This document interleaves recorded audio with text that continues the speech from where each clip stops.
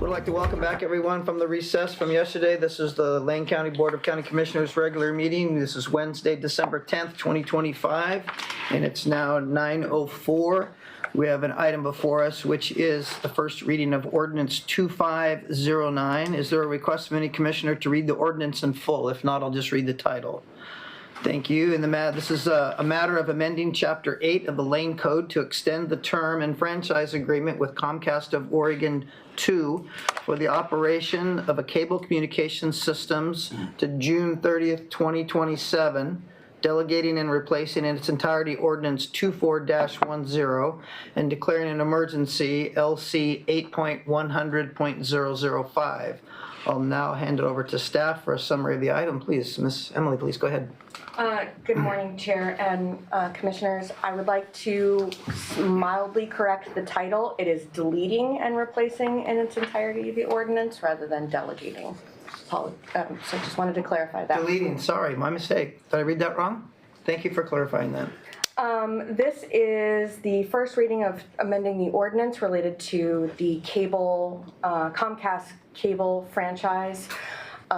We are currently still in negotiations with Comcast with the City of Eugene and the City of Springfield, and we are requesting the ordinance to be amended to reflect an extension related to that ongoing negotiation.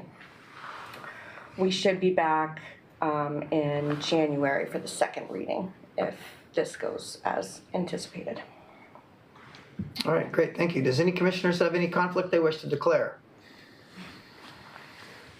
Seeing none, we'll proceed. Does any commissioners have any pending questions on this ordinance at this time? Seeing none, does the staff have any additional comments they wish to make on this item? You get a double chance here. Seeing none, I'll call for the motion for a second reading, please. Chair, I move to approve the first reading and set ordinance 2509 in the matter of amending Chapter 8 of Wayne Code to extend the term and franchise agreement with Comcast of Oregon 2 for operation of a cable communications system to June 30th, 2027, deleting and replacing in its entirety ordinance 24-10 and declaring an emergency LC 8-100-05 for a second reading and public hearing to occur on January 6th, 2026. Awesome. Is there a second to the motion? I'll second. It's been moved by Vice Chair and seconded by Commissioner Buck to approve the first reading and move to the second reading of ordinance 2509. Is there any discussion to the motion? Seeing none, I'll call for the vote. All those in favor signify with an aye. Aye. Aye. We're not passing the We're not ordinance. passing, it's just a reading. Okay, thank you. So Just making sure. the ordinance moves to the second reading by a vote of 5-0. Thank you very much. Awesome, let's move on to our next item, which is item 13B, which is a discussion update on possible replacement of an aging methane collection and electric generation facility at the Short Mountain landfill with newer technology to capture and clean methane, and presentation of proposed action on for the 19th, the public-private partnership between Lane County EPUD, which is the Emerald Peoples Utility District, and WAGA Energy. Don't know what WAGA stands for, so Council Bovet, if you would like me, that would be great. Take it away. Thank you, Mr. Chair and members of the commission.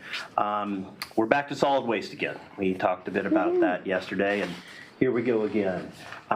As you know, because I've been talking to you through a series of confidential memos, we've basically reached the point where the energy producing facility at Short Mountain is in need of replacement, and further technology is advanced. So let's talk about this a bit.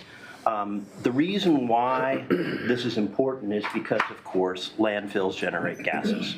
And we are required by environmental laws to collect those gases because those are harmful to the environment and harmful to human health. So one of the ways traditionally we have done so is to do what we used to call back in the old days cogeneration. We used to collect the gases and produce energy with them. One of the primary gases produced at a landfill is methane, which is, by comparison to carbon dioxide, a much more hazardous gas. It produces lots more negative consequences to the environment, to human health. So it's really imperative that we capture methane. The good news is on that is that methane is a fuel that can power things. And so traditionally, back in really from the 1970s throughout the 1980s, the idea of cogeneration was to capture the gases and create electricity through electric production capacity. And we entered into, I say we, the county entered into a partnership with EPUD, the Emerald Peoples Utility District, back in 1986 to install one of these facilities called an LFGTE at Short Mountain to capture the gases, turn a turbine, generate electricity, and have EPUD customers have the benefit of locally produced electricity with the methane captured from Short Mountain. So in 1992, pursuant to the intergovernmental agreement that the county entered into with EPUD, EPUD turned the switch on, and they've been producing power for EPUD customers at the landfill ever since. In 2017, we updated that IGA, extended it out till 2042, which is the current deadline. However, let's see if this thing can move forward. Oh, now I'm stuck. Click. That happened, yeah, click on the screen Just click on the itself, screen. on the slide. Oh, I see. I'll try. Oh, excellent.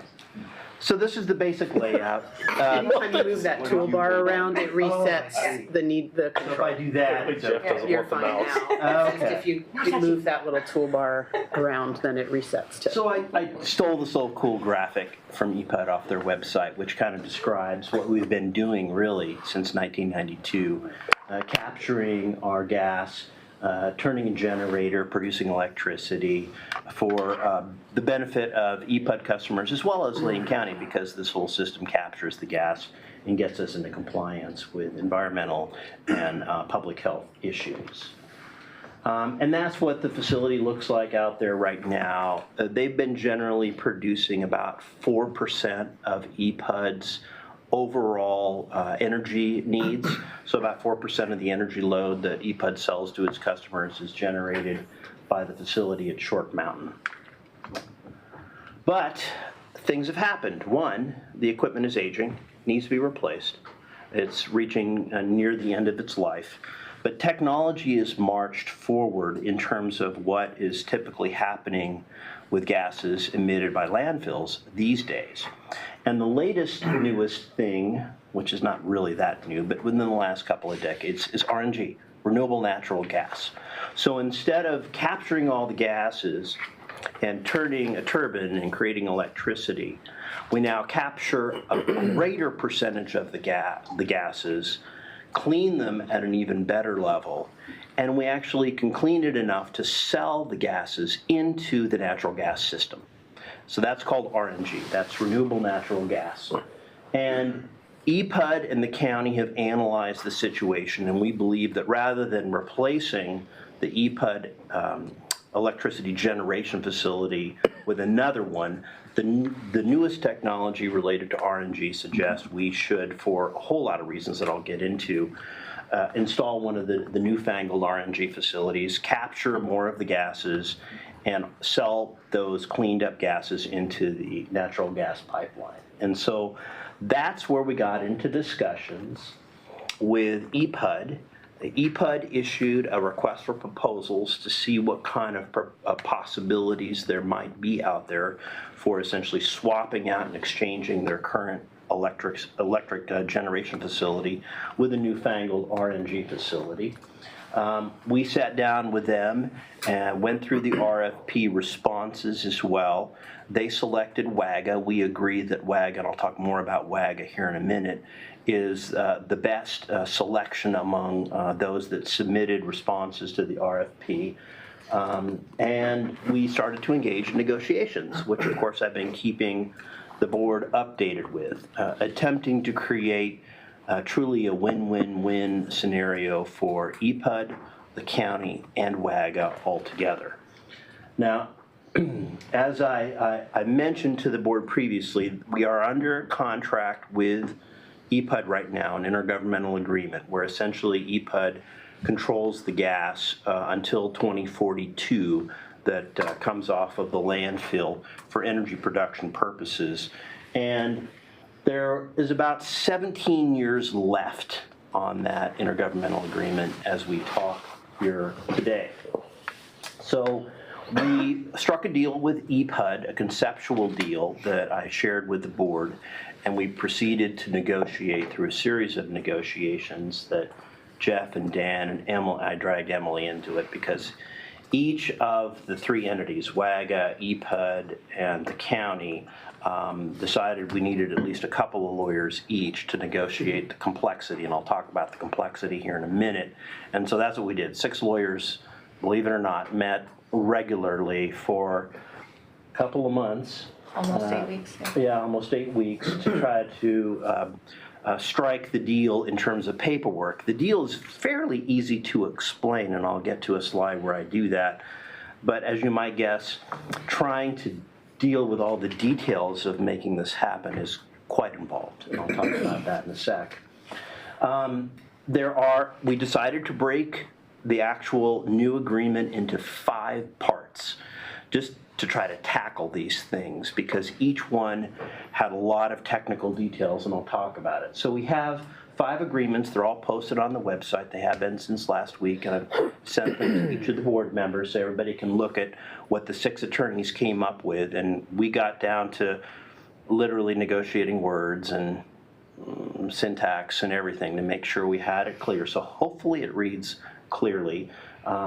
And I'll just walk you through each of these 5 agreements and tell you what's in them generally before I talk about what the actual proposal is, the WAGA box itself. First, we have document number 1, and they're handily referenced on the website as 1, 2, 3, 4, and 5. So document 1 is the tri-party agreement between all 3 entities that basically describes what we're doing and sets forth agreed upon terms and conditions that apply to all documents. So it's kind of like the master agreement to which a bunch of things are attached. Number 2, the assignment and assumption agreement is mostly, even though it affects us as well, it's mostly between EPUD and WAGA. This is where EPUD is transferring their rights to the gas to WAGA. So when they turn off their switch and WAGA turns on their switch, the gas, the property nature of the gas will shift from EPUD to WAGA. Number 3 is the amended and restated landfill gas use agreement. This is actually the intergovernmental agreement that we currently have with EPUD and the county, and we've made a lot of changes to that document to really substitute in WAGA. So this forms the backbone of the arrangement that we have between WAGA and the county, because keep in mind, this agreement survives and goes well beyond when the current EPUD agreement expires in 17 years. This is a 25-year agreement that really kicks in a couple of years.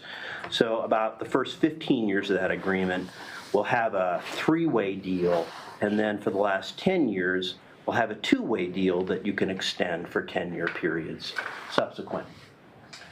Number 4 is largely between WAGA and EPUD, although it again has elements that affect us. But this is really sorting out all of the myriad of details about how do you decommission an electric power plant, install a new upgraded collection facility, and turn the switch off for one and turn the switch on for the other.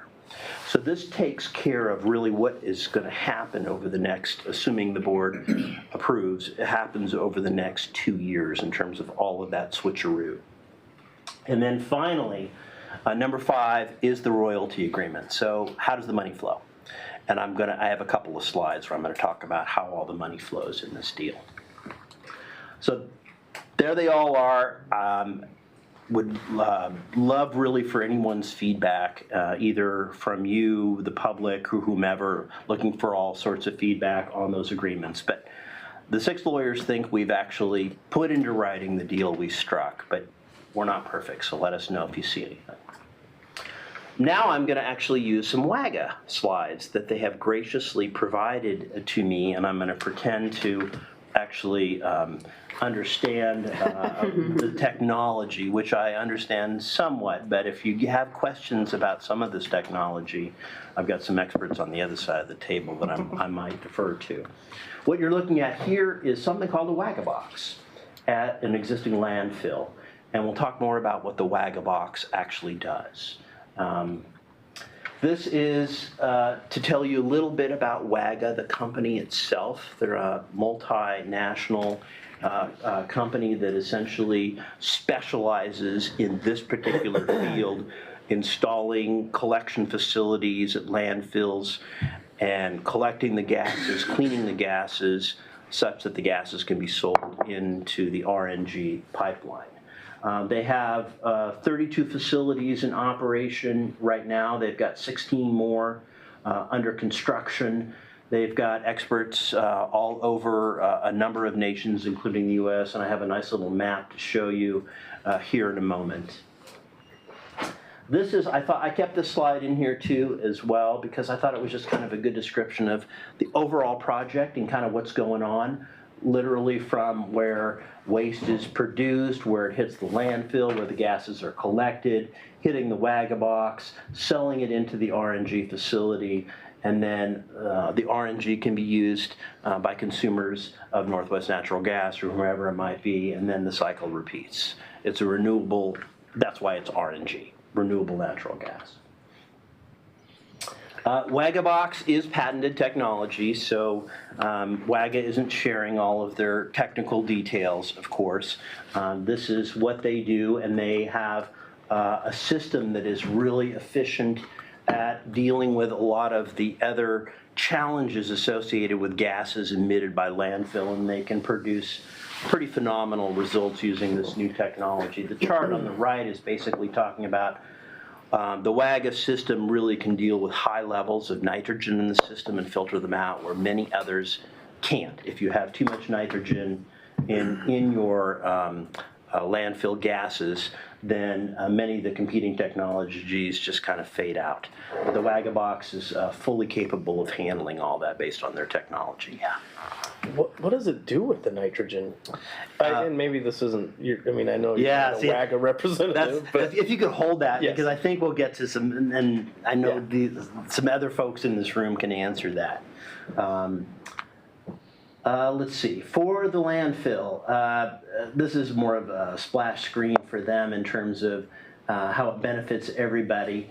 And this is mostly a PR slide, so I'm going to skip past it. This is where WAGA has installed Wagaboxes so far in Canada and the United States. As you can see, they've got 3 setups going on in California, 1 in BC. Nothing in Oregon yet, so we would be the first Wagabox in Oregon.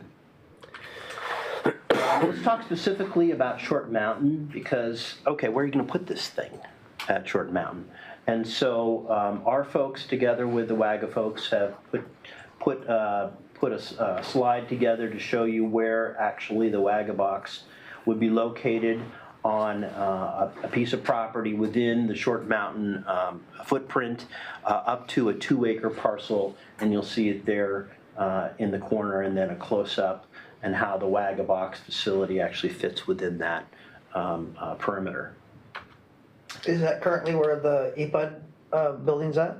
Or is this a different site from the EPUD building I site? think it's adjacent, but in a different, go ahead. So the EPUD site is the green roof one there on the right hand side, and then the Wagabox you can see they're schematic Jason. drawing. So just right in the vicinity. So you're referring to the right image, Mr. Right Ray? image. Right. So I think, yeah, That's that's EPUD. EPUD, and then Wagabox would be Down with the red, okay, I see the red, Yes. okay, great. that. So I have 2 questions. What happens to the EPUD infrastructure over time when it's completely decommissioned? And then I have another question about where the RNG goes and where that fits into negotiations, but I can hold that for till you're Yeah, done. we'll have a slide to address your second part, but if you want to talk about what the plans are with With the old facility, The old yeah, so infrastructure. they'll decommission their equipment, probably recycle it. And then we're discussing with WAGA the needs for it. We could certainly use that for some of our needs, an empty building. And WAGA's also talked about maybe using the office space for their folks as well. So it will be, we're not planning to demolish the building. Because it's sort of a shell-style building. It's Yeah. the infrastructure is the equipment, so if they Right. decommission and remove that, it leaves a pretty flexible space. Pretty big shell of a building for us. Great, thank you. So let's talk about money, because I think that's where you were going, at least in terms of the RNG. Yes, and if they're leasing property, I mean, that's probably part of the deal, but does that become a taxable 2 acres? Potentially, yes. Okay. Yeah, that would be personal property subject to real property taxation. So let's talk about this whole structure, and we'll spend a little bit of time. So WAGA is proposing to install what they call a Wagabox 2.0. That has the capacity to handle up to 2,000 CFM, which is cubic feet per minute of gas. And that's essentially the solid blue lines that are on that chart on the right.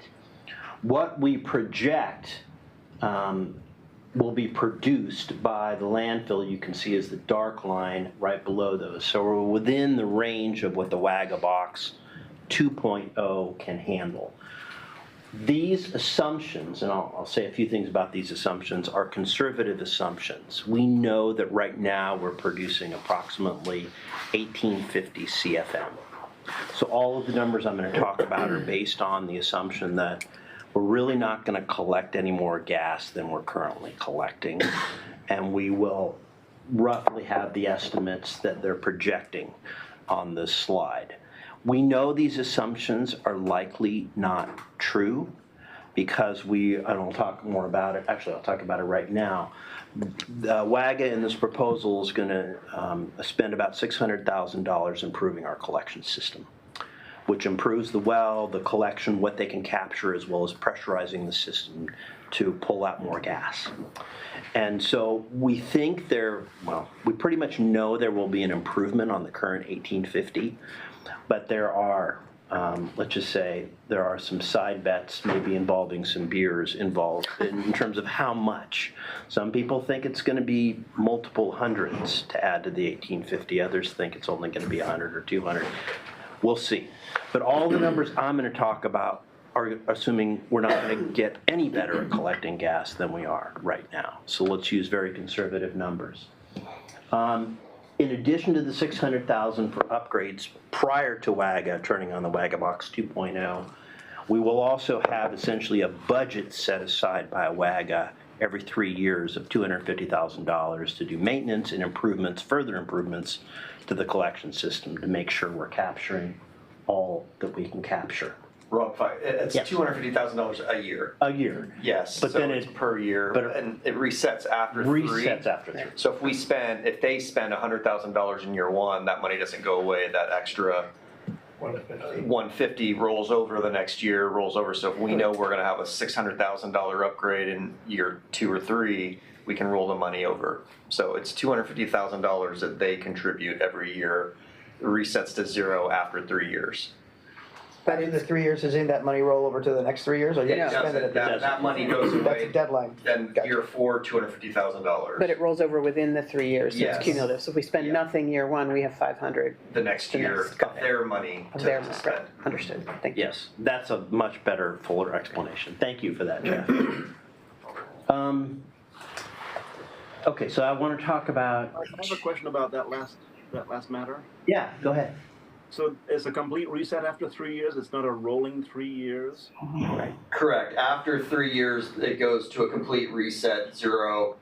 We start at 250 again, starting year 4. Well, that seems counterproductive. It seems that a rolling 3 years would be a better system, where whatever the amount, you don't go back to zero after 3 years. You stay at that level, but no higher. But that sounds like something that the attorneys have negotiated, perhaps. We have. We spent a good deal of time on that, and that is what Jeff described is where we ended up. A reset to zero after 3 years. So Every- it's set to 250. It's a reset Well, to 250. yes. It's a reset to 250, Yeah, you're yes. right. Yeah. Originally, it was just an annual, without you don't spend it, it goes away year 2. So you had 250 a year, and we know that the nature of the landfills sometimes, and it's about 2 year, 3, we'll know, hey, 2 years from now, we're going to close a cell and we're going to have a big drilling event. We want to save all the money for then, and so that's why we wanted it to roll to some level. Which spurs an additional question. So let's say we've rolled over close to 750 after 3 years, and it resets to the zero plus 250 the next year. Where does that 750 go? I mean, presumably it's been held in reserve. Who gets that 750 when it gets reset to zero? That's probably more of a rhetorical question than anything. You may not even be able to answer it, or maybe it's not real money. I don't know. Tell me. Yeah, it's WAGA. $750,000 goes. Right, it's WAGA money, so it just would be money they don't spend. Correct. Yeah. So they get to use it for their. Okay. But they're incentivized to use it because that's going to increase the amount of gas that they collect, which benefits all parties. Yeah, all three are incentivized to maximize gas collection, cleaning, and sale into the system. So essentially, it's WAGA investing money into their own system to collect more gas that benefits us all. Okay.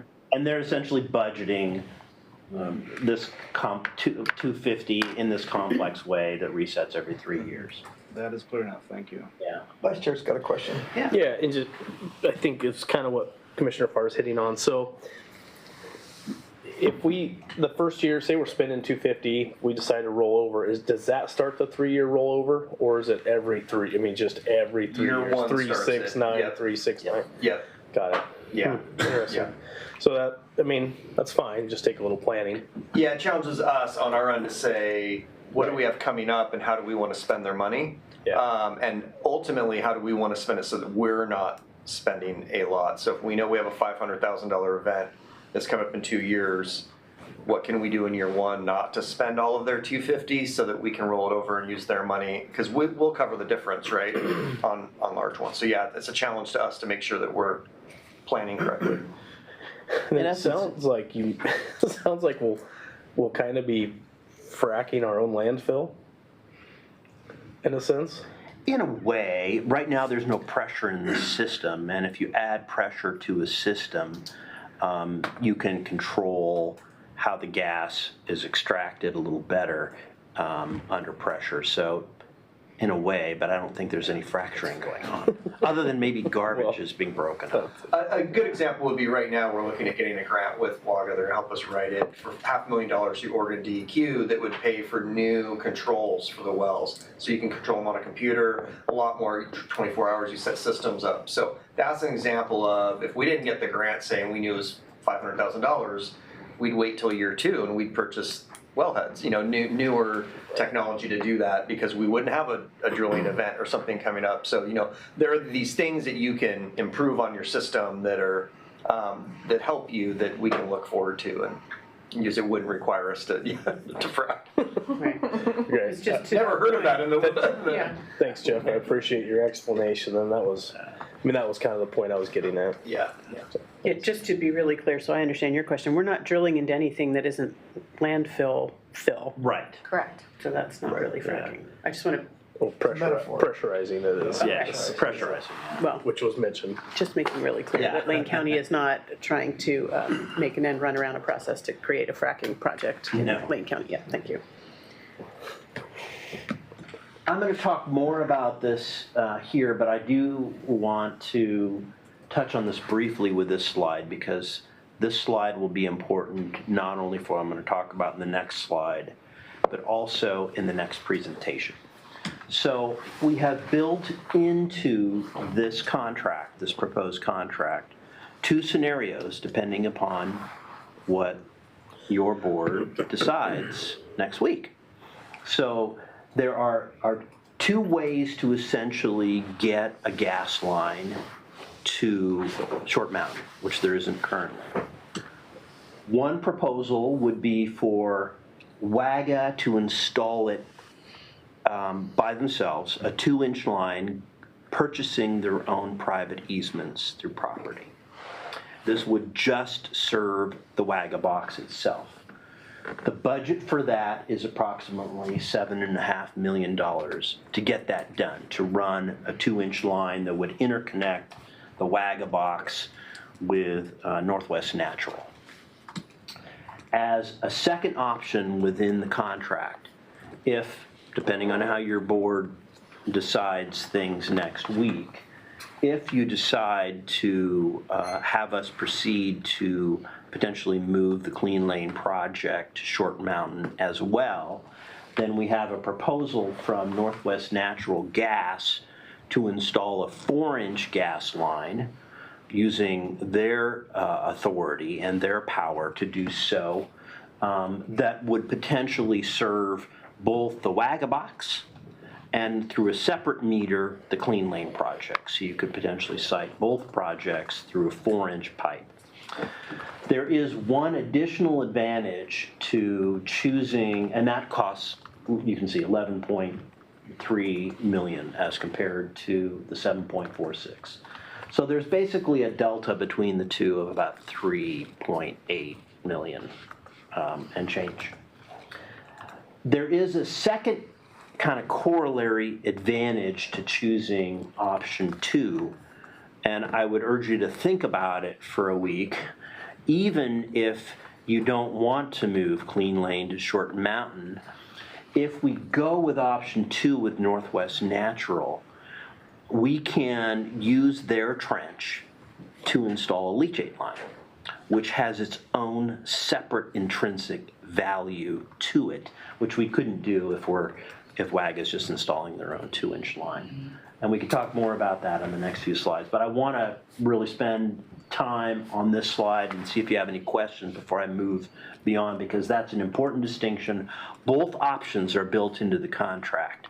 So depending on what the board decides next week, one of those two potentially could automatically kick in. If you say yes to one, no to the other, we know we're doing option 1. If you say yes to both, we know we're doing option 2. So these are choices that the board will need to make next week after you've had time to stew on it. But any questions about these interconnects? Yes. Yeah, Council Rob, I want to look at that number 2 bullet, Northwest Natural Metering Station, location on pipeline, estimated cost of 10.16. Excess interconnection costs to be paid by Lane County up to 11.3 million. So it is, in the way I read the contract, it was a $3.8 million interconnect that the county would be responsible for. But as I read that, it says we could be up to 11.3. Is that up to 11.3 if we put the leachate line in the trench? No, 11.3 is the overall cost. So essentially, the delta is the difference between 11.3 and 7.5. But it says it's going to 11.3 by Lane County up to. It says that Lane County is going to be paying up to 11.3. That's where my confusion is. Yeah, and that may not be worded quite correct. The 7.46 million will be WAGA's contribution. Well, it's actually all 3 parties will pay for it over time, irrespective, and that's true for option 2 as well. So 7.46 of that is going to be paid over time out of what the revenues are generated either way. But there's a difference, and the difference is the 3.8. Lane County would have to pay the 3.8 because, of course, WAGA and EPUD have no involvement with Clean Lane, so we would need to pay the delta, the 3.8.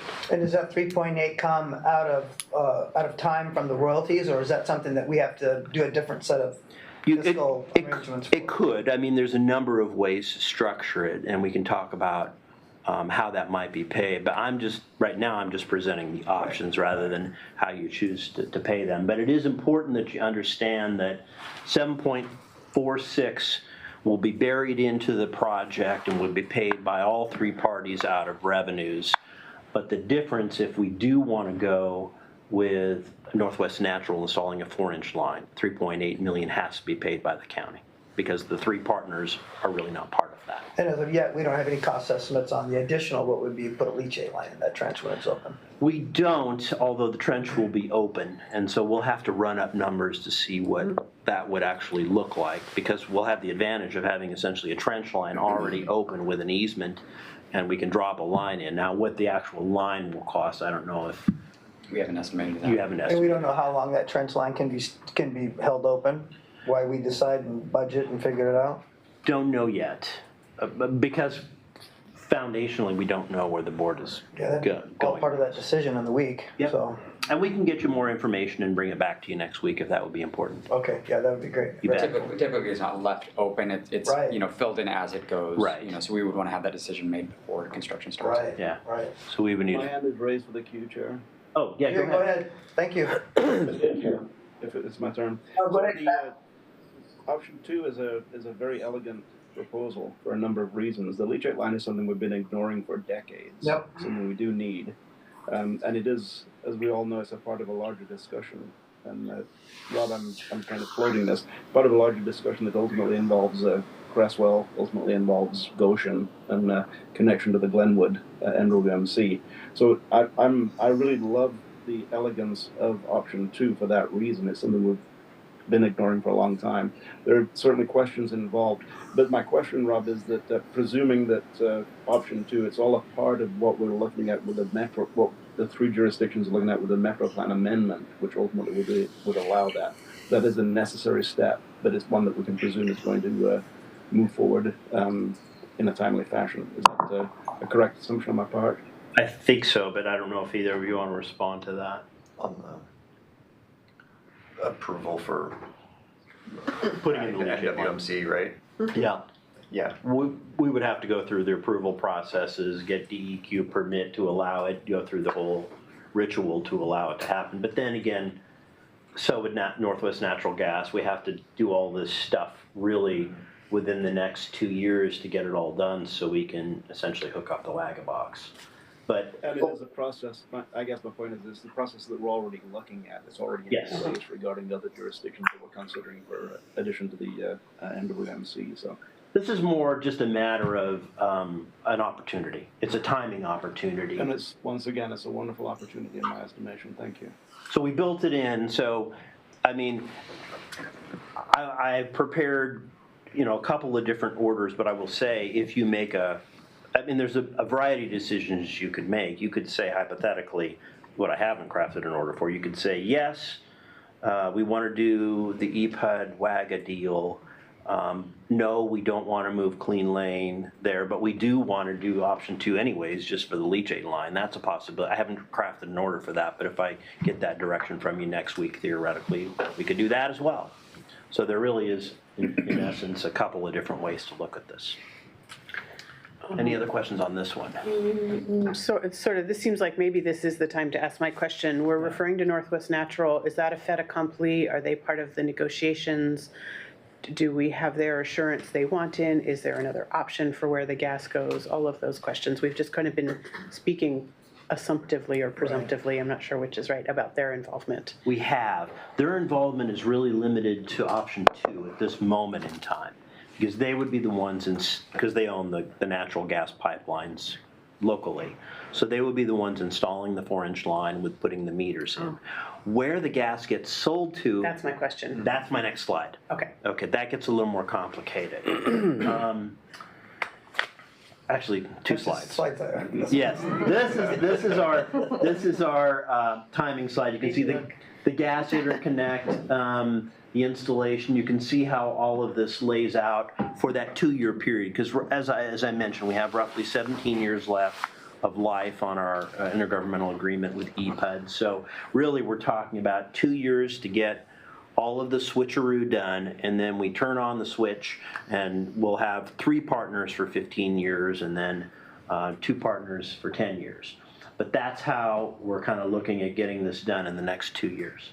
So I'm Yeah, sorry, Rob, go ahead. So actually the installation that my question of timing is toward the end of that 24-month period. So it's not like, my interpretation of the contract was Wagga was gonna be cutting trenches like in February of next year, and that's just not what's Right. okay. So I wanna make sure the public knows that we have a little bit of time to fester through all the things we've just talked about getting clearances and MWSMC on and all that kind of, all those kinds of guys, because we're at the back end of the 24 months until we dig. That's right. Gotcha. Thanks for that clarification. Yeah, I think they start the design with Northwest Natural, that would start, but you're right, that's months and months before they would. So let's get to your question, Commissioner, which is a really great question. I'll spend a little time on this. Now, first off, this assumes 1850 CFM. So this is the very conservative numbers. What we get above that is anybody's guess. Maybe it's 2,000, maybe it's 2,200, maybe it's even more. But this assumes real low numbers, essentially. The way it works, based on the royalty agreement, is Wagga gets the lion's share of royalties from the sale of the gas up to the $6 million per year mark. Essentially, they get almost all of it, all but 9%. From $6 million to $9 million, they get the lion's share of it again, but our percentage share to the other partners goes to 20%.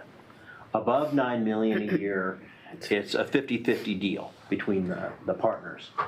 And if we just use 1850, we're looking at roughly about $1.4 million flowing to the other 2 partners if we have roughly 1850, at assuming current market rate for RNG, assuming no increase in collections, all these conservative numbers. So what happens to the $1.4 million under the royalty agreement? First, EPUD for the first 15 years gets to take out the replacement costs for the power that they have just switched off.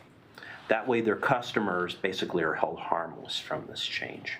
That's just under $1 million of that 1.4 million, leaving $400,000 for EPUD and the county to split, and we've agreed upon a 50-50 split.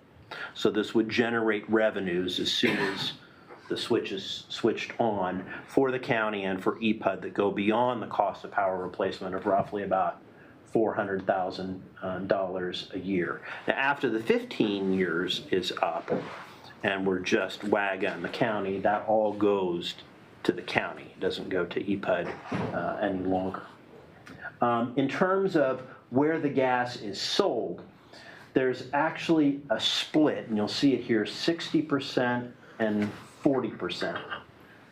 60% is, and I know I'm going to do an analogy here that's dangerous, but I'm going to do it anyways because I couldn't think of any better way to describe it. The 60% goes to the most stable of markets. It could be sold directly to Northwest Natural, or it could be sold to another large natural gas entity anywhere that's connected to the pipeline. So essentially, natural gas, much like electricity, can be what in the electricity world we call wheeling.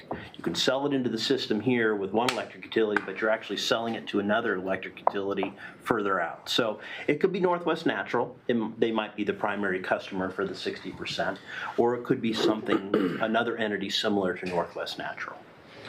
The 40% is the RIN market, which is more like the spot market. And that is a little bit more volatile. You might think of stocks, stable stocks, and a little more volatile stocks. 40% can go up and down based on the current spot market for RNG, renewable natural gas. So the portfolio and the mixture we've agreed on is similar to what WAGA has in other states and jurisdictions, which is a 60-40 split. So you're essentially having a wide spectrum portfolio of both spot market and stabilized market to generate the revenues. So that's how the royalty agreement works in basic structure. And I want to pause there to see, one, if anybody has anything else to add to our understanding, or if you have any questions about that. Thank you. That does answer the structure question. Who owns the decision? Who owns the product that is being split in this 60-40 way? And who can determine if they want to change who it's sold to in the future, or there's a disagreement about who it's being sold to? Who's ultimately in charge? Who has jurisdiction over the commodity? And the straight answer to that is WAGA, because they're incentivized to move it around to maximize profits for everybody. And EPUD is selling their rights to the gas to WAGA. Exactly.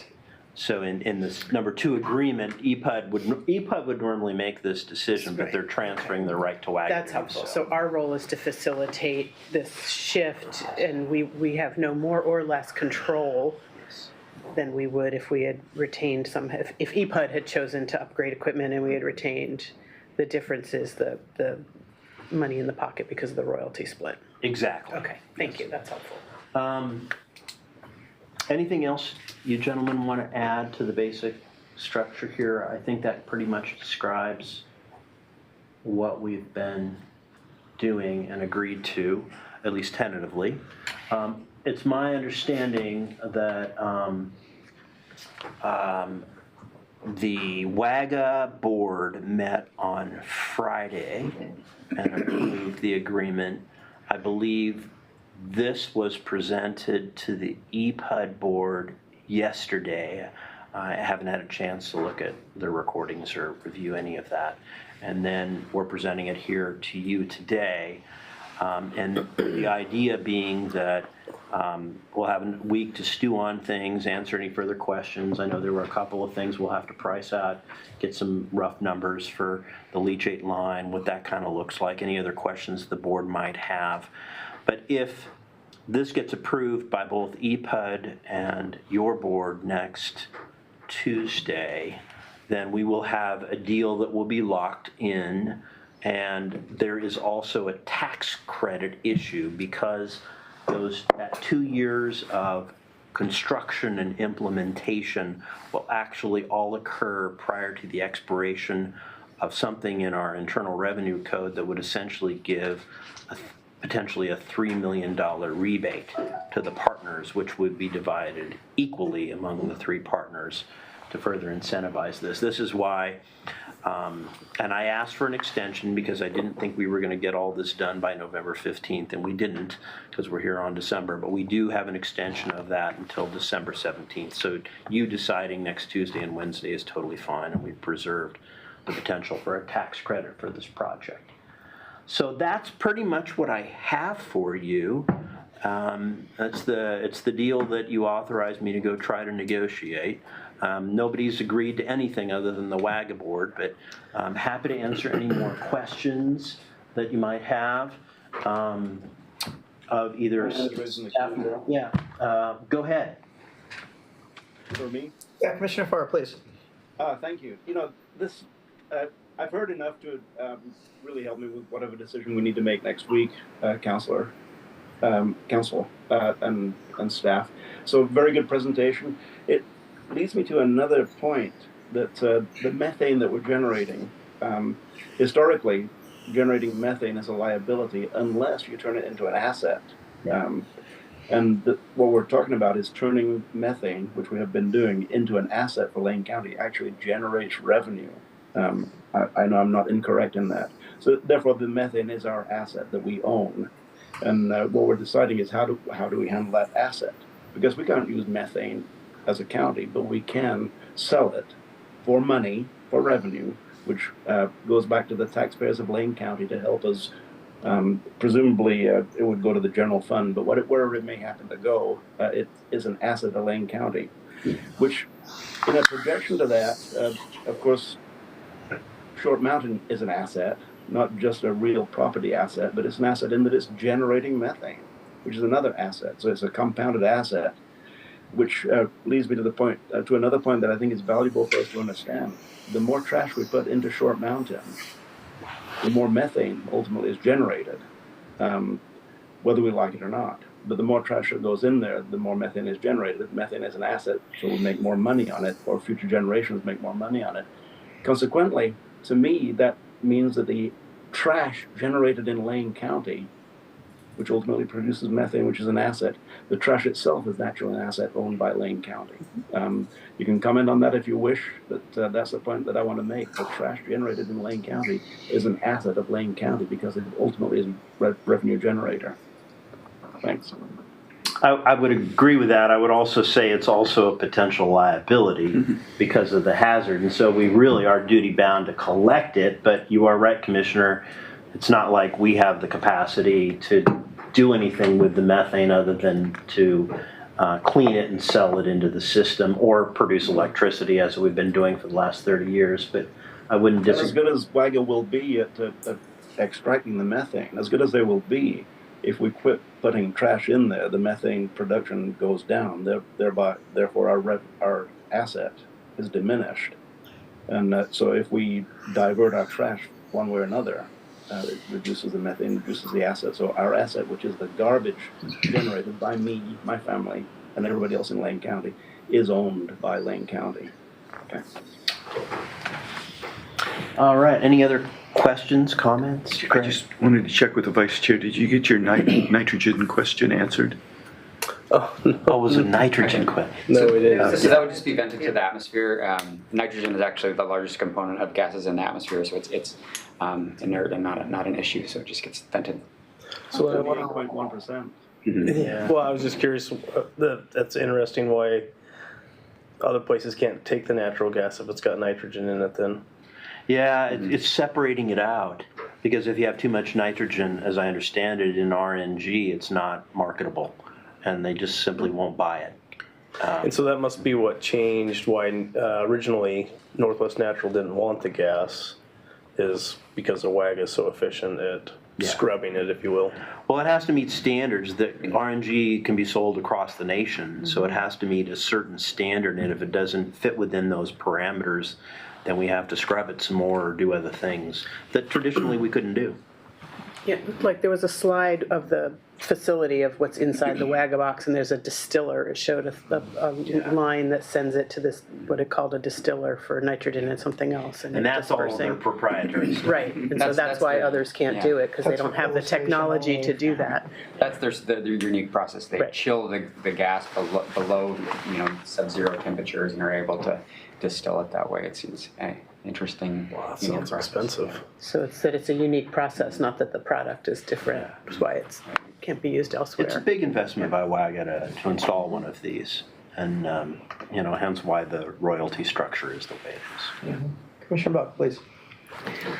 I just want to say thank you to all of you that have been working so hard on this the last several months. It's in a really exciting opportunity, another public-private partnership that I think is going to be a positive attribute to the residents of Lane County. And the exciting part is that we're utilizing some new higher utilization in technology that we haven't been able to do before. We've known that the asset of taking the gas out has been aging, the infrastructure really has been aging. And we weren't sure if we were going to have an entity that was going to be able to afford to upgrade it and really be able to utilize what we have. So I'm thankful that, to all three partners, especially EPUD and Wagga, who've been really coming at this with us and negotiating with really fantastic goodwill. I think it's been a really positive experience. I know you're in the weeds, so maybe you wouldn't say that. So you're saying that to Emily. I know. But I mean, overall, sometimes contracts can get a little unwieldy. But every time that I feel like we've been presented with how it's been going along, everybody's been rowing in the same direction, because it's obvious that this is a win-win-win for everybody. And I appreciate that, because we are a public entity working with another public entity, EPUD, and they deserve, the attention and professionalism that everybody's brought to the table. So again, a big thank you to all of you who've been working on this, including those at EPUD and those at Wagga. And if I could just add, and then I'd invite Emily to chime in. Of course, when you put 6 lawyers in a room and they have 3 clients, we're going to engage in a lot of, oh no, we can't do that. Oh yeah, we can. And it took us 2 months to get it done.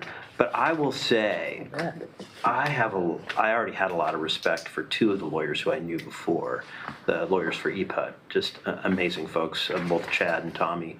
But Xavier and Coralie from Wagga, I got to know them pretty well, and I just have a lot of admiration for all of them. Now, they were all doing their darndest for their respective clients, but we were all rowing in the same direction, in the sense that, kind of as Commissioner Farr mentioned, it's in everybody's best interest to collect as much gas, clean as much gas, and sell as much gas for the best price we can, because all 3 of us get more money that way.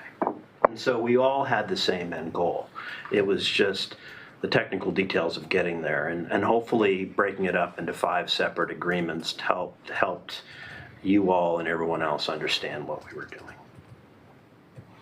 And I don't know if you have anything else you want to add. I share Rob's admiration for the other parties in this. We really worked very diligently to come to an agreement that all parties could live with and was mutually beneficial. And I think even though it took us a little bit longer than we initially anticipated, coming to an agreement it felt good.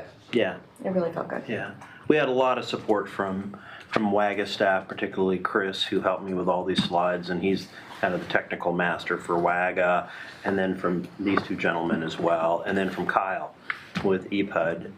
It wasn't just the 6 lawyers; it was our respective clients that were giving us the guidance we needed. But I knew it was going to take 2 months. I just knew in my gut it was going to take 2 months to put this together.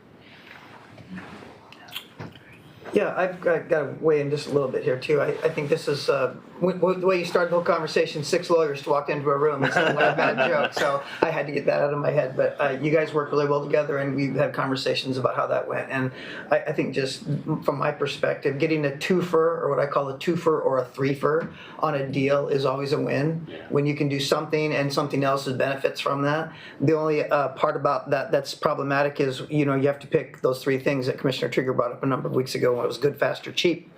Nothing's going to get cheaper in this scenario when we have a twofer or a threefer, but it certainly has the ability to be gooder, if I can use that. So I'm excited about the leachate line conversation. I have some reservations about if Lane County owns people's trash. I'd like to have a lot more information about that because I have some questions. So, but I'm excited to move forward and hopefully get to a place where we can have that triple win like you described. Commissioner Farr, your hand's up, sir. Thank you, Chair. And just a couple of points. One, thanks to Commissioner Buck for reminding us that EPUD is a partner and that we're working in close concert with the partner, and that their ratepayers are a subset of the people who we serve in Lane County. And I think we do a good job of remembering that. The point I wanted to make, though, is we have a recent local example of scrubbing raw methane and introducing it into the Northwest Natural Gas System, and that is with NWMC. We are doing it there. And so there are a lot of lessons to be learned from the lengthy process that we went through at NWMC, and I'm certain that attorneys and professionals are looking at those lessons learned from NWMC.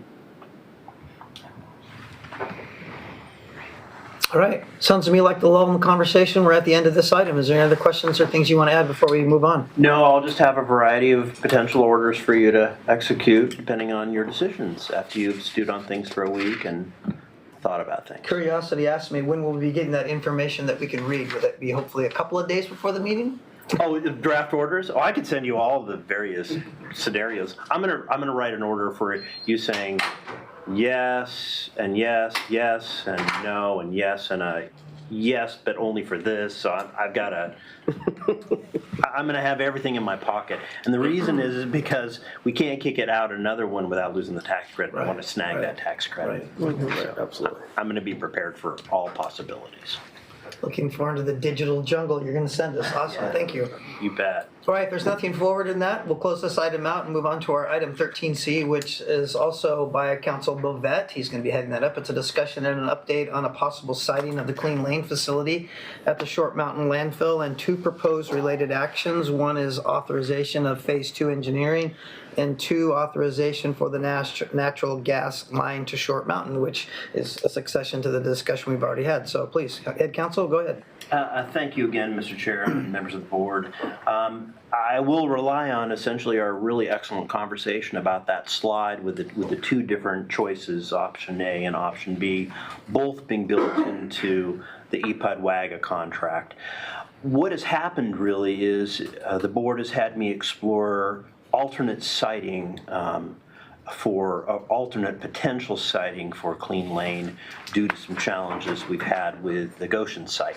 And so I naturally started to look at siting Clean Lane at Short Mountain because that's where we already have a landfill, and it just made sense to me. The real challenge with siting Clean Lane at Short Mountain is largely the interconnect, because there's no gas line going there right now.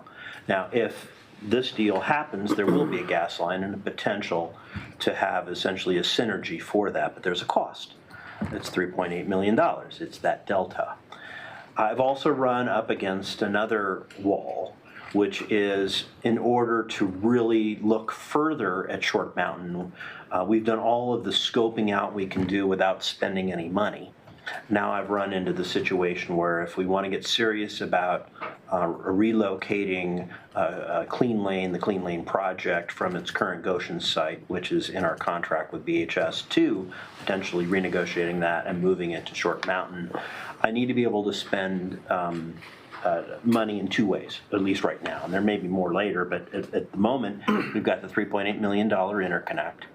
Which also has the side benefit of the leachate line, I admit, but that would need to be paid because that's a delta that really EPUD and WAGA are not responsible for. And second, we need to do engineering, and that costs about $1.2 $2 million roughly. And so I am in need, if the board wishes me to continue to pursue locating Clean Lane at the Short Mountain facility, we are in need of more authority to spend up to roughly about $5 million for those two things. And really, I didn't build any slides for you because there's nothing really to show you other than if I'm going to continue to pursue looking at Short Mountain, then we've kind of hit the point where we need to start spending money to do so.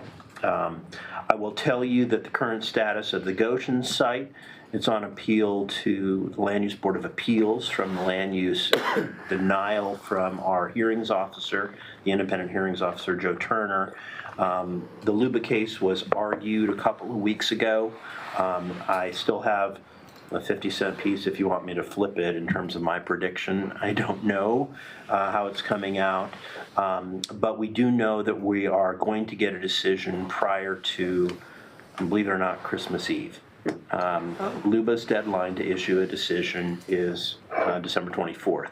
So we'll know one way or the other. I suspect, without knowing, we'll obviously have to see what they decide and how they've decided and what they've said. I suspect that will be the end of that appeal. It'll probably get appealed by either side. Depending on what they say, we'll have to evaluate all that. But to me, the synergies seem to all be aligning up with Short Mountain.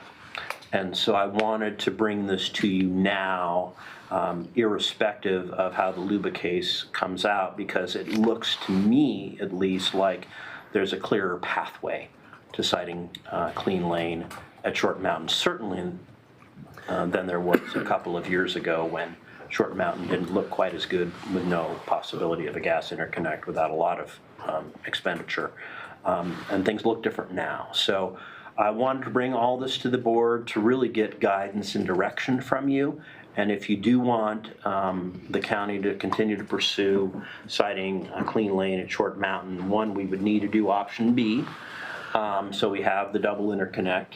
And I would need authorization from the board to do those two expenditures for engineering and for the gas interconnect.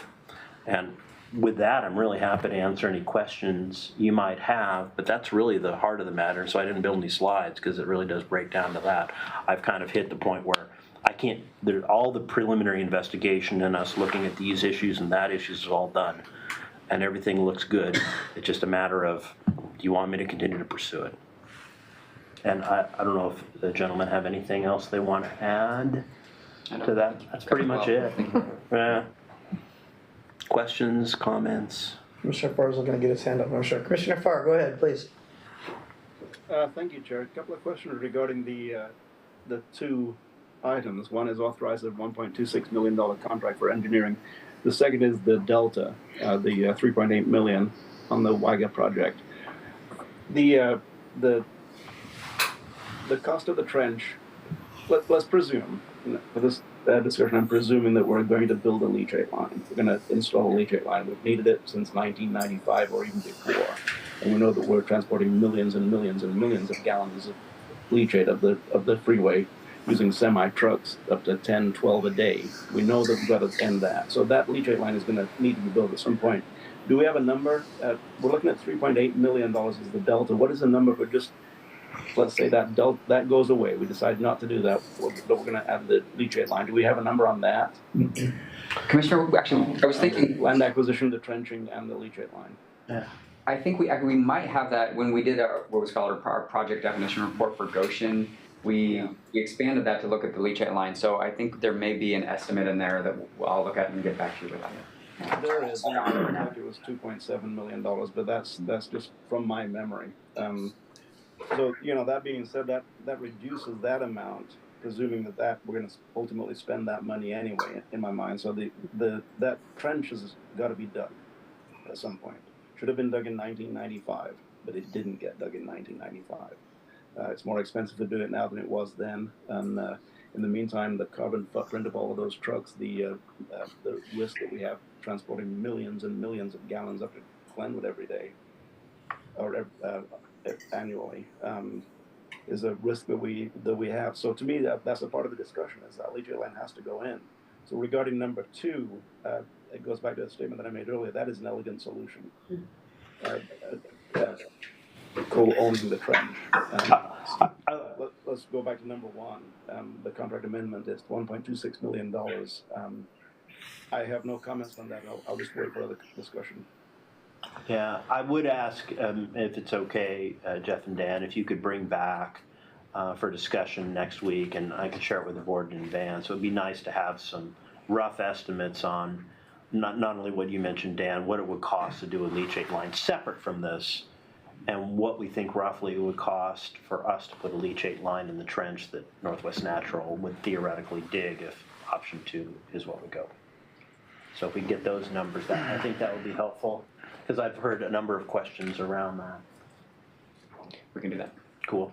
Just from a physical perspective, what does the leachate line look like? Is it like a 6-inch sewer line? Is it a big PVC thing? What is it exactly, Mr. Early? I think it was a 6-inch line. I'll have to go back and double check. Could have been a 4-inch line from the landfill to Highway 99 to the main line, but it was either a 6 or a 4-inch line. So we're not looking at a big, huge municipal sewer line you'd find in the middle of a street. That's kind of what people are thinking, I'm sure, out in the public. Okay, great. Thanks for clarifying that. Commissioner Trigger. Sure, thanks.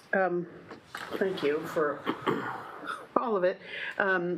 So today you're looking for direction. Not today necessarily, next week. Okay, because then I would say, and then an order would follow up on the expenditure. You're just preparing us to do that. Okay, great. And I have Sounds a like- draft order already crafted, although I need to tweak it already, but I'll send that to you in the batch. So you don't even need the direction to explore the expenditure, to bring us back a concrete expenditure program. Okay. I will bring you back a number of concrete choices, but I would love to hear any more questions or further information, beyond what we've already agreed to do research on. Yep, and well, as I'm understanding, this is what next week will be, but I want to make sure all of the various scenarios you're bringing us still don't close any particular door, unless we go with option 1 of the previous item, and that means we're not doing we're closing the Right. door on the leachate Right. as a component of this bigger project, That's but correct. not. So we're not actually closing the door on anything, nor are we obligating ourselves to one site over the other. The idea here is you want a path to continue Right. to have the most options available as possible as things develop. Yes, there would be no point in having Emily and I and Stephanie, our newest attorney, negotiate an amendment to the BHS contract to switch the site if the board isn't. Doesn't have an appetite to Right. to consider it, though. We're still Right. not choosing to do so. That's true. That's my point. I think we would leave both options open, certainly, until we Until we at get the next ruling. least see a decision out of LUBA and figure out where we're at. But to me, all I'm seeing really is a lot of green lights for Short Mountain. Great, thank you. Typing notes. Yes. And if you come up with, and if like 2 hours from now, after we get through the rest of the agenda and executive session, you decide, oh, I wish I would have asked that, send it to me. And we'll get any answer, any questions you need answered, we'll get them answered. Before we close this, I'm sure the public's going to wonder where the money's coming from. If we're talking about $3.8 million, plus we're talking about 1.2 from our engineering, you've said we're done. We're at the end of that free scoping rope. So now we're going to start paying for the fair going forward. So that's up to $5 million, you said. And then according to Commissioner Farr, if we decide to go with a leachate line, that was $2.7 million. And Commissioner Farr, do you remember how long ago that was? So we've got maybe $3 million, 3.2 by this time?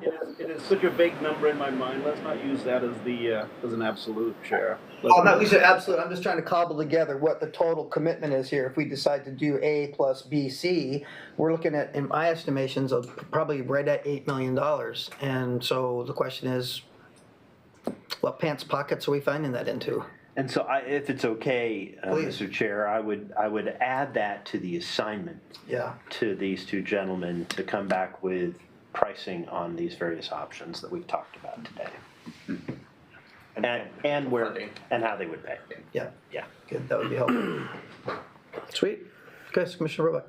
I would just add that I have a strong preference of having the Clean Lane facility at the landfill specifically, just knowing that we have an option that was presented to us right before this item that is advancing the technology there, the partnership with our agencies and private entities, I know that we still have the Goshen site as a potential option, but we'll know fairly soon on the next step from LUBA.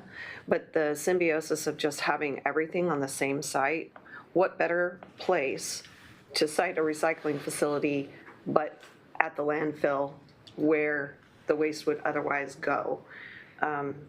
I just wanted to share that with you, that you have my support in moving forward with pursuing that. And hopefully we'll find even more efficiency with that particular site. Yes, Vice Chair. Yeah. Well, I have two questions, and they relate to the last 13B also. What was WAGA's appetite with the IMRF being put in, and their methane and possible drop? Yeah, so they built that into their calculations. So if I call it, you may remember that line, that dark line showing what they would capture. They essentially built into their models the deduction in possible methane production produced by Clean Lane. And so all the numbers I've shared with you really assume that Clean Lane would be somewhere to essentially do a diversion. But as the commissioner mentioned, if it's all brought to Short Mountain, some of the waste will ultimately wind up in the landfill as well. So WAGA had to do some diversion calculations and figure out what that still leaves, and it all still pencils out. Yeah. If I could, when Northwest Natural did their RFP, that was a component of it. They said this is a project that is happening. They had their stats on what they estimated the methane reduction to be. So they were eyes wide open from day one. It wasn't something where they proposed and they're like, oh, what is this right. And so, yeah, they knew when they proposed that what the engineers for EPUD estimated the drop off would be, and then they've done their own since. So then WAGA's expecting to get at least 20 years of good of the 1800 CFS or whatever it was. 25. 25. 25 years. 25. Yeah, Oh, of the 1850, but like I say, that's without any increase due to better collection methods, technology, and the rest, which I think is a very conservative approach, which I'm totally in favor of, because I want it to pencil out even if worse comes to worse. Yeah. Yeah. Excellent. And then the only downside, because I think everybody was, if you were going to cite Clean Lane somewhere, the only downside to Short Mountain is it's taking a cell and it's going to have to be torn apart at some point. And I didn't look up my notes, but what did you think? How long do you think it was? Something like 25 years, I wanted to say. I think we're close to 40. 40. Yeah. Closer to 40. And you may get, it's kind of straddling to the last two cells. So, you may get creative if you had to, but right. we're looking at probably before we were even coming up to it being close to 40 years, performs the way that, it's supposed to. Can only imagine what IMRF technology will be in 40 years. Or RNG Or gas for that recovery. matter. Yeah. Or zero waste model. I mean, just look at what we were doing in 1986 when we first dreamed all this up with EPUD. We were one of the first to actually install a cogeneration electric facility in Oregon. And the technology doesn't look anything like it looked in 1986. There's your 40 years. Well, there's your 40 years right there, yeah. All right, if there's no more items to discuss on this item, let's move on. And if you'd like, those that are involved here, I'll give you a little bit of time to clear the room. And Mr. Rickoff, we did postpone and punt Mr. Mokryski's announcements. I was thinking about putting that there. If you have any announcements, or maybe we just bypass that for now? I do not have announcements. Okay, sounds good. Then we'll do that. Let's. Always next week. It's always next week for more announcements. So let's look at our commissioners' business. We have a few items on that one. We have announcements by any commissioners. Any announcements by our commissioners at this point? Yes, Commissioner Buck. I'll just share that I was able to go on Monday to the Oregon Leadership Summit in Portland, which was really good, put on by the Oregon Business Association or Institute. And it had a lot of wonderful Lane County representatives there. So we had Mayor Karen Knudsen speak. We had the House Speaker Julie Fahey speak. We had the president of the University of Oregon speak, largely on some really exciting economic development items in Lane County and the Southern Willamette Valley. So we were represented well on that board. So if you get a chance next year, it's always the same time every year in Portland. I think I was the only commissioner here that went, but I would really recommend going. It's great networking, and it's exciting to see the business opportunities that are going on around the state. And the only other news that I hope most people read was that our SRS funding was renewed by the federal government, and it's up for the president's signature. So I'm excited to see how much revenue that will bring in. It's really for the 2024 and 2025 year, which have largely passed, but it's revenue we didn't know that we would even get. So I'm excited to see what that is, and I'm excited to see if they can keep it up for the next couple of years. Is there an extension with that, or is it just for those 24, 25? As far as I know, it's just for 24, 25. Okay, we'll take it. Yeah. Yeah. But it's funding we just did not budget in, but now we can. Well, on the tails of that, of funding we didn't expect because of the contacts we have at the Association of Oregon and California Counties. Those contacts bled over to the Criminal Justice Committee, and the MJ enforcement marijuana dollars that's distributed, we were on the 0 list for dispensing of any of those funds. And with those contacts and being involved with that myself and those people that are on that committee, we ended up going from 0 to $1.1 million we're getting from that system for our CJC funds. So that Lane was, County is? Lane County, yes. I wasn't aware we were at 0. We were at 0 this year for State marijuana tax funding? Yep. Wow. Yep. So now we're going to get 1.1. So if you like the fact that we're in the Association of Oregon and California Counties, that paid for a couple of years worth of dues. Okay, anything else? Any comments and remonstrances from public comments? Seeing none, any committee reports? Moving right through, we have a couple of future board assignments that we were kind of parlaying from, and refresh my memory on what we had. Commissioner Buck, I think you had one? Yes, from yesterday's meeting regarding Row River and the presentation that they put for us, I think they made a very compelling case for our inclusion and partnering with them. So I think the assignment really is to have county administration find a way in which to report back how they can assist Row River with not only the $230,000 that they need as pre-development money, but also some technical expertise.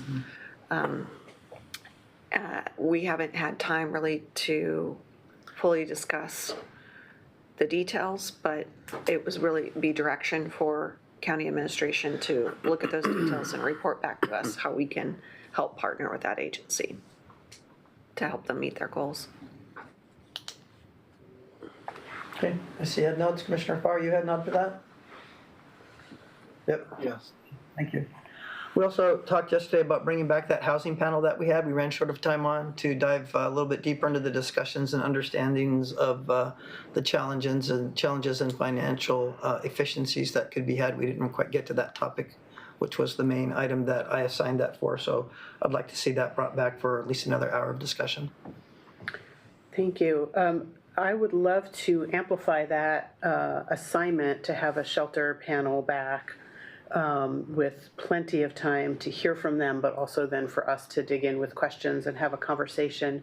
And I think, yesterday feels like a long time ago. Doesn't it? When you talk, Chair, about your desire to hear them talk about, efficiencies, the thing we started to run out of time was just when we were getting to talk about the impacts of reduction in funding.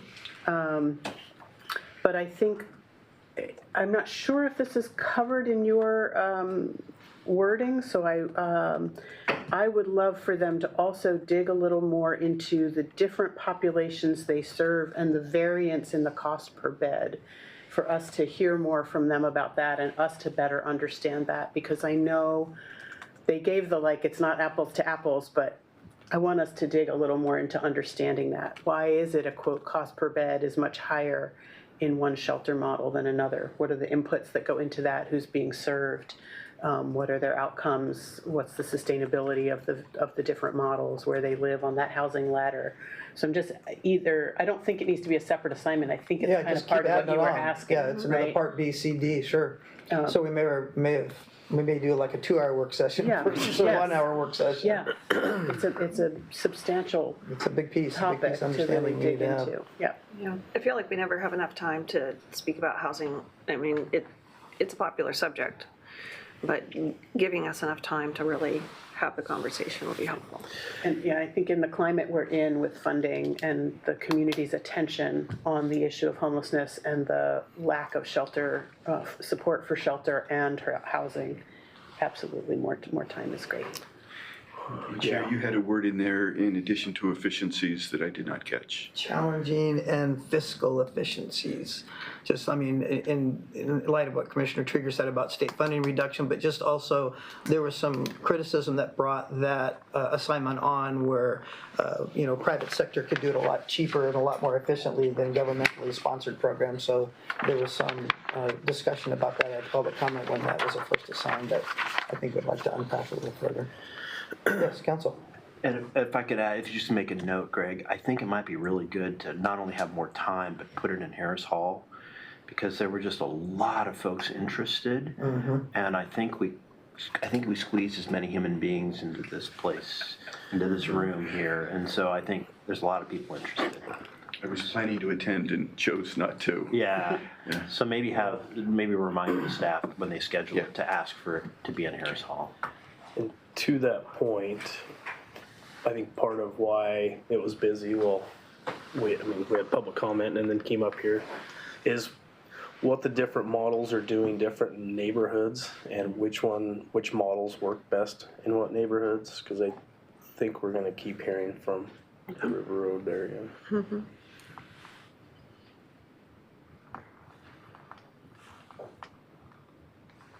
All right. If there's no more assignments, as Mr. Rickoff is making careful notes and is prepared to review and respond to those, go ahead, sir. Okay, so first, the Row River, asking for the county administration to come report back on how to assist both with the fiscal elements, the $230,000, as well as the technical expertise. And then second is the shelter and housing panel return, looking at a significant amount of time, and I do think we're talking at least 2 hours to hear more and to have the opportunity to have true interaction with the panelists, that we're looking at the fiscal efficiencies and challenges, understand the impacts of the funding reductions, the population served and the variance in cost per bed, the opportunities for really ensuring the public and private sectors are supporting effectively whatever in their strengths, and then the overlay of the service models and how they fit with neighborhoods, and finally it should be in Harris Hall as opposed to this cozier space. And edit on the fly if that's too long of a title. Well, I think in capturing this, it literally will be the return of the housing and shelter panel, and then, but I do want to make sure they're prepared to address these issues. Yeah, good deal.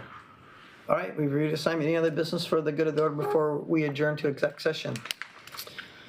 We'll read us into exec session before we adjourn. Today is Wednesday, December 10th, 2025. The Board of County Commissioners will meet in executive session. This session is to consider information or records that are exempt by law from public inspection and is held pursuant to ORS 192.6602F. which allows the Board of Commissioners to meet in executive session for the purposes listed. Representatives of the news media and designated staff shall be allowed to attend the executive session. All other members of the audience are precluded from attending. Representatives of the news media are specifically directed not to report on any deliberations during the executive session, except to state the general subject of the session as previously announced. Members of the news media are not allowed to tape, video record, or otherwise record an executive session, and verbatim notes are prohibited. No decision may be made in executive session. We will return to public session Tuesday, December 16th at 9 a.m. in Harris Hall. We'll take a 10-minute break. We'll meet right back here in the Board of County Commissioners room for the executive session at 10:40. We are adjourned.